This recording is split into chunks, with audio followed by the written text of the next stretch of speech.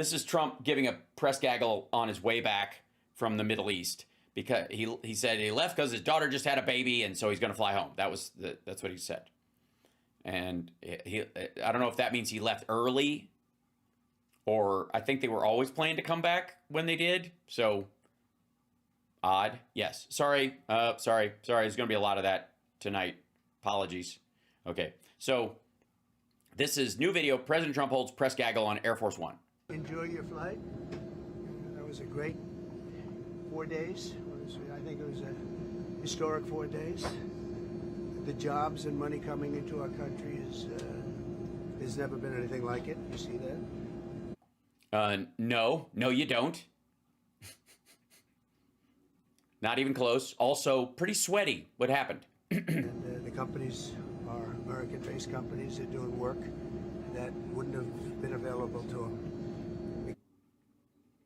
Oh, you mean when you're selling American products, especially weapons and stuff? Looking good, buddy. Looking real good.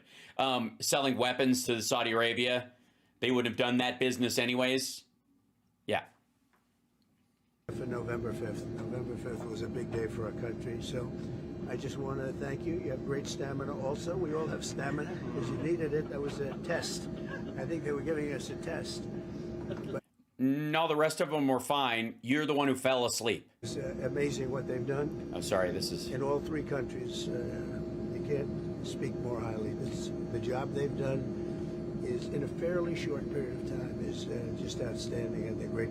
Also, what the fuck? What do you mean fairly short period of time? It's been like 30 years Saudi Arabia has been building up and turning itself into the new Cayman Islands. Well, great leaders, three great leaders. So it's an honor. Now we'll go back to D.C. and have a nice grandchild waiting, which I'll see soon. But this was a fantastic moment for our country. I really believe that. Everyone's talking about it. Uh-huh. They're talking about how it was the most obvious grift in the history of the country. And the respect shown to our country was incredible. Because nobody's treated like that. Nobody's treated well like that. So... Well, nobody's that easy to suck up to. Thank you all very much. Thank you very much. Mr. President, you arrived here with a big victory. Nice to see you. Thanks for bringing us. You arrived here with a big victory, getting Idan Alexander out, working directly with Hamas, the last remaining American. Do you think the Israelis and Bibi Netanyahu can get his hostages out? I don't know. We're going to find out pretty soon. We're going to know pretty soon. They're not in good shape, as you know, and different places. You know, it's not one place. It's different places. Some of them are in better shape than others. A little bit depends on the place where they are. But we'll be working with them to get them out. The Israelis didn't want the U.S. to be recognizing the new Syrian government. Is there a message that... I don't know. I didn't ask them about that. I thought it was the right thing to do. I've been given a lot of credit for doing it. He was asked by the Crown Prince. That's why it was the biggest applause he got, other than when he sucked up to the prince directly. The biggest applause line for a policy or change was when he said, "I'm lifting the sanctions on Syria." That was part of the deal he struck with them under the table. So that's why he did it. He didn't do it because he thought it was the right thing to do or whatever. He did it because it was crucial to whatever sales they were making in the country or whatever deal he was going to get out of it. We want Syria to succeed. It's been at what? It's kind of crucial. For 10 years and much longer than that. It would not have been. These were very biting. When you look at the sanctions, these were really brutal. And they would have, I would say, zero chance of success. And this way they have a chance.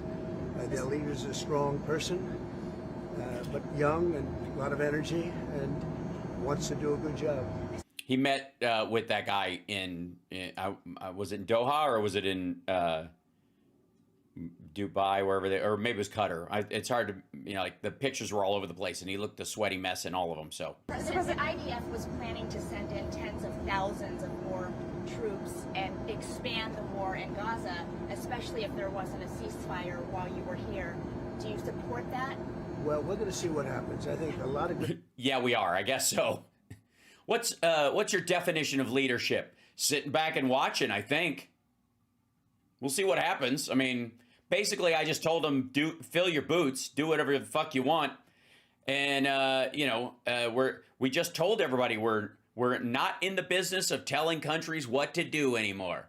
We're not in the moralizing business. That's what J.D. Vance is. And for those of you that haven't been following along, what that's code for is fuck the Palestinians. Goodbye, Gaza. Things are going to happen over the next month, and we're going to see. We have to help also out the Palestinians. You know, a lot of people are starving on Gaza, so we have to look at both sides. But we're going to do a good job. Yes, we'll look at starving. We'll look at that. You'll watch it on video. You'll watch them starve on video. We're very happy with what happened with, I hope it continues, and I think it will, but what happens with India and Pakistan, that was a big success. If you would have seen the level of anger between the two, that was not a good thing, yes. A senior Hamas leader said that they might be willing to give up power, an Egyptian proposal, in order to bring peace. Is that a step that you We're going to look at everything, but we want to get the hostages back. I've gotten them, you know, big majority back, but we want to get the hostages back. So we'll see how that works out. Okay? Mr. President, are you planning to call Vladimir Putin? How do you think you can get those I talks may. on track? We're going to see what happens. You know, we're going to see what happens. He and I will meet. I think we'll solve it, or maybe not, but at least. Sure. Okay. I mean, if there's anything that's going to be like, if there's a bust of Donald Trump in some outhouse in Georgia at some point that you can go pay 8 food coupons to go see, it'll say, we'll be able to make it happen, and if we don't, we'll see what happens. That'll, like, the Trump doctrine. No. And if we don't solve it, it'll be very interesting. And then did Austin If we don't solve it, it will be very interesting. Or not, I guess. come up when you talk to the Syrian president? I always talk about Austin Tice. Now, Austin Tice hasn't been seen in many, many years. You know that. He's got a great mother who's just working so hard to find her boy. So I understand it. But Austin has not been seen in many, many years.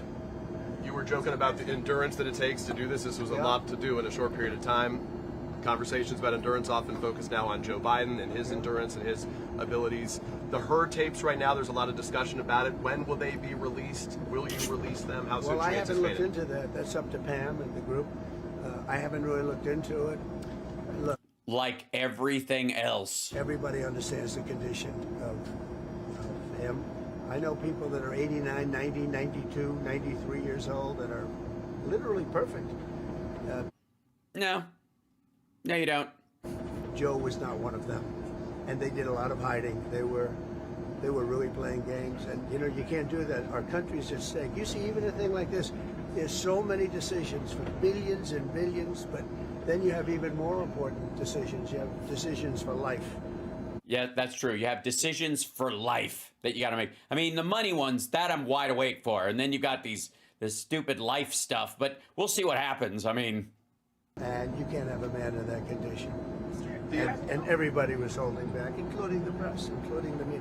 So On you're your welcoming white South Afrikaners into the country as refugees when you've closed off that door to a lot of other refugees from other parts of the world. What message does that send to those who say it isn't? Why is that fair? Well, I think if I see people in distress, I don't care what color, what they look like, what...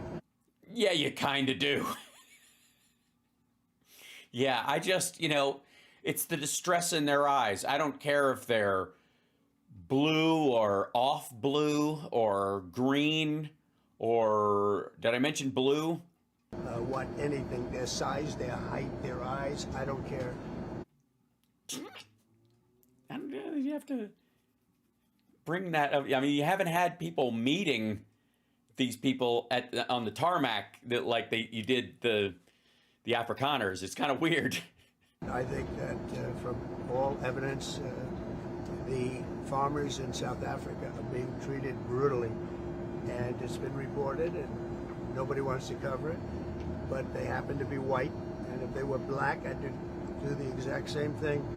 No, you would not. Just Haiti, Dominican Republic, Sudan, Darfur, get the fuck out of here. This asshole won't even let Christians trying to escape Syria come into the United States.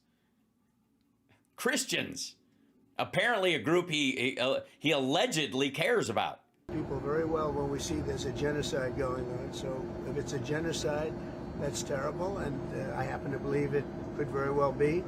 South Africa's out of control, and it's been out of control for a long time, and the media doesn't report it. And I'm not looking for reporting because, believe me, it's easier for me not to do anything. It's a lot easier because I don't get nasty questions like that. But he didn't ask you a nasty question. He's sucking up to you, dumb fuck. the fact is that we're about saving lives, and we're going to do that. So we've made a home, and we'll make a home for other people that are treated badly, no matter what their color. Will you go to the Yeah, as long as it's in the beige to taupe zone. G20? Will you go to the G20 there? I'm not sure. Not sure. I'm really not On sure. Iran, has the U.S. given them a formal proposal? Has Steve Witkoff handed that over? Yeah, they have a proposal, but more importantly, they know they have to move quickly. How Something bad's going to happen. Thank you. They have to move quickly or something bad is going to happen. So basically, if they just sit and wait, they're either going to call your fucking bluff or you're going to either back Israel in bombing Iran heavily or you're going to do it. Right. So again, more of this shit.